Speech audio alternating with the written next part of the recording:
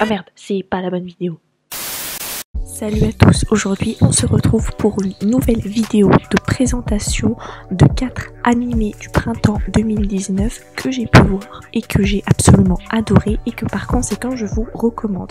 Mais avant de commencer, je tenais à vous dire que je continuais les vidéos YouTube manga et Campus Life jusqu'au mois d'août, fin août très exactement, mais qu'après je ferai une petite pause avant de revenir début décembre. Mais par contre, je serai très présente sur les réseaux sociaux tels que Instagram et Twitter que vous pourrez retrouver en barre d'infos. C'est parti!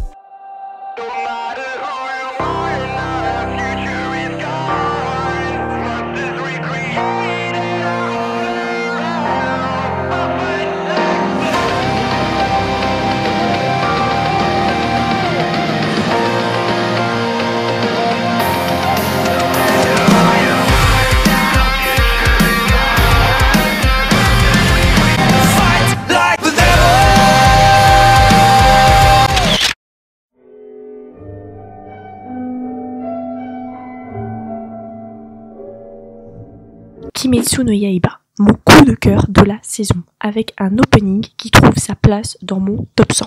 Pour le synopsis, c'est bien simple, mais en même temps très compliqué. Depuis les temps anciens, il existe des rumeurs concernant des démons mangeurs d'hommes qui se cachent dans les bois. Pour cette raison, les citadins locaux ne s'y aventurent jamais la nuit, car la légende raconte qu'un tueur de démons déambule la nuit, chassant ces démons assoiffés de sang, mais que si tu tombes dessus, tu meurs instantanément. Pour le jeune Tanjiro, ces rumeurs vont bientôt devenir sa dure réalité.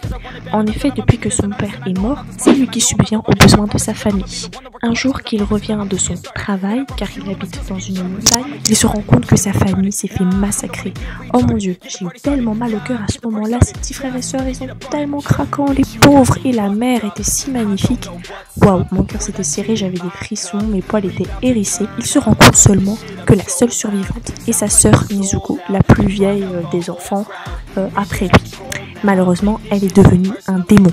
Mais à sa grande surprise, Nezuko montre encore des signes d'émotion et de pensée humaine. Ainsi commence la dure tâche de Tanjiro, celle de combattre les démons, et c'est vraiment une perle cet animé. J'aime les OST et la façon dont il s'occupe de sa sœur, malgré leurs obstacles. Leur relation, elle est toujours aussi belle. Et s'il n'y avait pas un risque qu'on appelle la police, je dirais que les voir ensemble serait magnifique. En plus de cela, il y a un personnage qui ressemble à Bakugo. Je vous laisse deviner lequel en commentaire. Et il y a de grandes références à Bleach, un de mes animés favoris. We Never Learn. Yuiga est un étudiant en terminale. C'est un super bon élève. Mais sa famille a des besoins financiers important car il a un niveau de vie critique et donc son but ultime c'est d'obtenir une nomination spéciale VIP, une bourse. Il a la chance d'être retenu pour avoir cette bourse mais à une condition: encadrer 2 de ses camarades de classe qui sont féminins, à savoir un génie de littérature et un génie de mathématiques. Le seul problème, c'est qu'on va apprendre de manière cocasse que le génie de littérature veut aller en sciences alors qu'elle est vachement nulle, et que le génie de mathématiques veut aller en littérature alors qu'elle est aussi vachement nulle, ce qui est vachement cocasse vu que techniquement on va là où on a les capacités d'aller. Donc c'est à lui de leur permettre de réaliser leur rêve. Alors effectivement, le mec ressemble à rien du tout et les situations dans lesquelles il se fout sont trop cocasses, à chaque fois on meurt de rire. Et les gonzesses ont tellement un côté têtu mais à la fois tellement mignon, avec parfois des surnoms ridicules. Je pense par exemple à Poucinella pour le génie des mathématiques, que cet animé est vraiment à voir. A noter que comme Kimetsu no Yaiba, qu'il y aura un manga qui sortira en septembre, il y a déjà un manga en cours. Carol and Tuesday, sans doute l'animé le mieux réalisé de la saison. Rien n'est laissé au hasard, musique, environnement, amitié atypique entre les filles, etc. etc. On a des situations de chant, on dirait des fois qu'on est à The Voice ou à des grandes émissions américaines, c'est vraiment très très beau. Le message délivré est top et c'est assez réaliste. On parle donc de 2 filles que tout oppose, qui vont se rencontrer 50 ans après que l'humanité ait commencé sa migration en direction de Mars. L'intelligence artificielle est à son apogée.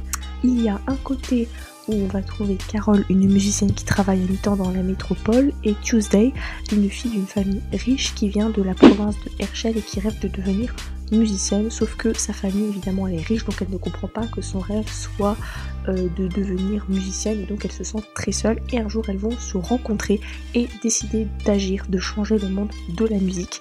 Elles ne vont pouvoir créer qu'une petite vague dans cette société, mais cette vague pourrait se transformer en quelque chose de plus grand. Pour finir, Fruit Basket.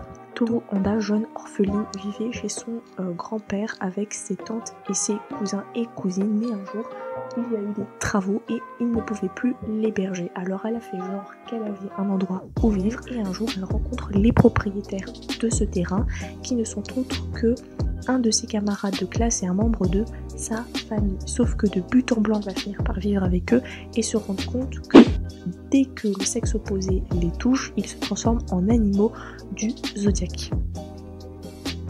Franchement, sympathique cet anime. J'avais déjà suivi le manga et l'anime des années 2000, il me semble. L'ancienne version était vraiment sympathique, mais le design était vraiment borderline. En plus, on nous promet d'aller un peu plus loin cette fois-ci dans l'histoire, donc il y aura évidemment plus d'une saison. Évidemment, comme d'habitude, Team Shigure, moi c'est mon bébé d'amour, toujours. Mais plus loin que ça, la relation entre chaque personnage est belle.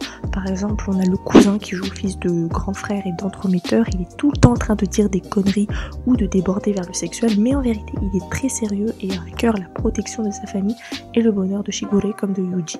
On voit que Honda est une personne vachement douce, naïve et aimable, comme moi. Non, je déconne. Après, c'est ce que des potes m'ont dit, mais honnêtement, il doit avoir subi un sort.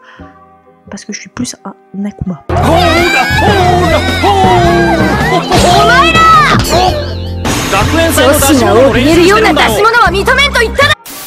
Honda, armé de sa patience et de son adaptabilité, fait véritablement avancer chacun des personnages. J'ai surtout adoré la scène où elle se rappelait de ses instants avec sa Marquise, au passage mon personnage favori, même si on la verra pas du tout dans l'anime, car je m'identifie davantage à la mère.